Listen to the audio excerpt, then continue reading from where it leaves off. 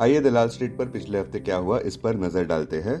निवेशकों का जश्न जारी रहा, जहां पे निफ्टी लगातार तीसरे हफ्ते ऊपर बंद हुआ।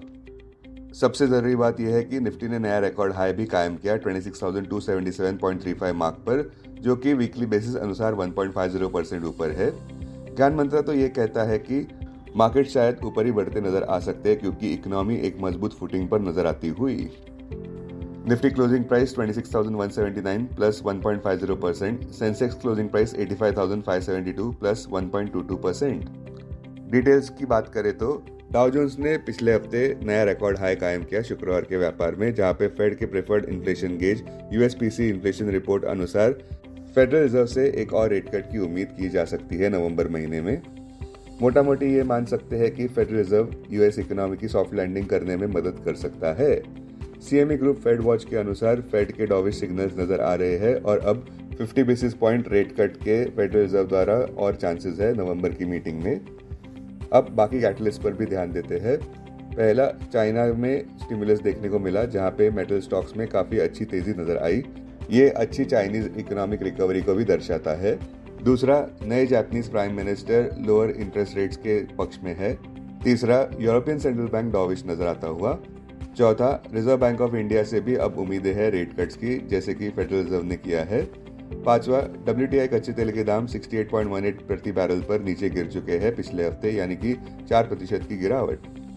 संक्षेप में कहे तो देवी और सज्जनों, निफ्टी की और बढ़त जारी रह सकती है, जहां पे प्रेफर्ड थीम ये है कि निफ्टी ऐतिहासिक 26,500 माइलस्टोन के ऊपर बंद हो सकता है।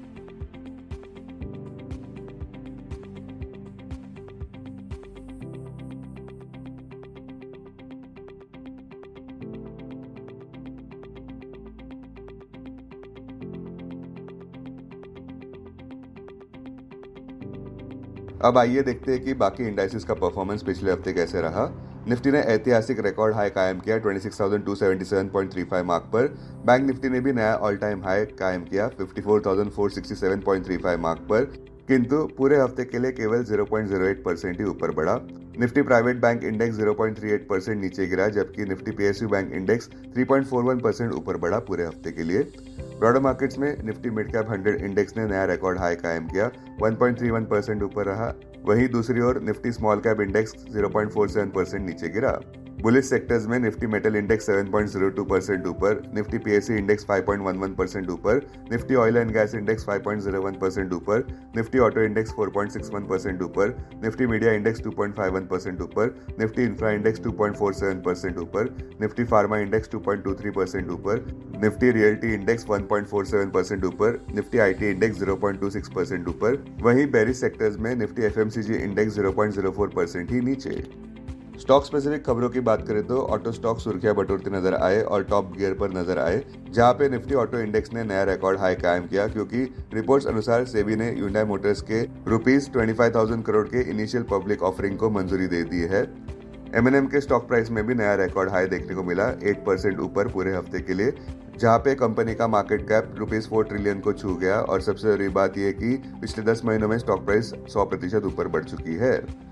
मारुति सुजुकी इंडिया भी 7% ऊपर बढ़ा 13,495 मार्क पर। टाटा मोटर्स भी 993 पर बंद हुआ 2.28% ऊपर। बजाज ऑटो भी 6% ऊपर बढ़ा।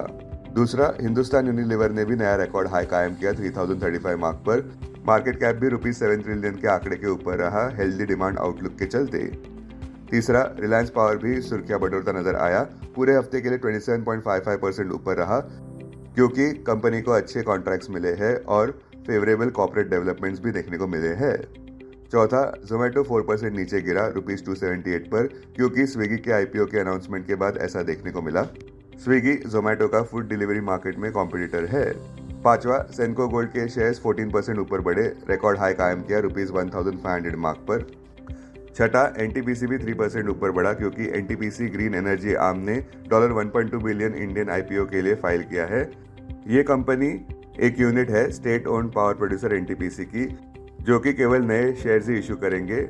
एग्जिस्टिंग शेयर होल्डर्स अपना कोई भी स्टेक नहीं बेचेंगे, ड्राफ्ट पेपर्स अनुसार।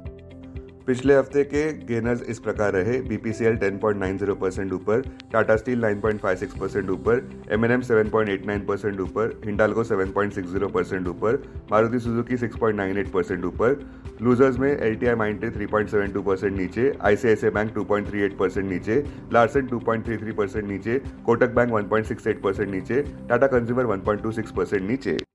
Investments in security markets are subject to market risk. Read all the related documents carefully before investing.